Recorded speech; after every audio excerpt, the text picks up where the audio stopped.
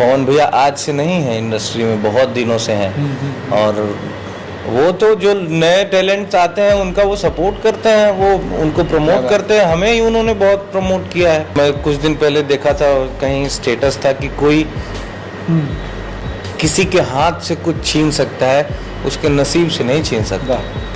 तो सब लोग अपने काम का और अपने नसीब का खा रहे हैं यहाँ पे।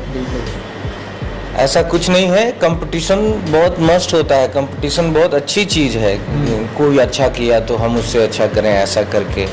और पवन भैया आज से नहीं है इंडस्ट्री में, बहुत दिनों से हैं। और वो तो जो नए टैलेंट्स आते हैं उनका वो सपोर्ट करते हैं, वो उनको प्रमोट करते हैं। हमें ही उन्होंने बहुत प्रमोट किया है। तो ऐसा उन पे एलिगेशन लगाना ये गलत है। अब क्या है ना कि अब ट्रेंड चेंज हो रहा है धीरे धीरे। पहले क्या था, आज से आप 7 साल 8 साल पहले देख लेंगे तो कैसेट वाला जमाना था। एक ही साथ 9 गाने आते थे, तो उनके भी आते थे एक ही साथ 8 9 गाने। तो आज महीने में 5 गाने 6 गाने 8 गाने आ गए, तो उसमें कोई बड़ी बात नहीं है। और सबसे बड़ी बात कि कंपनी जो है उनको भोजपुरी में भविष्य दिख रहा है, वो इन्वेस्ट कर रहे हैं, तभी तो आ रहा है।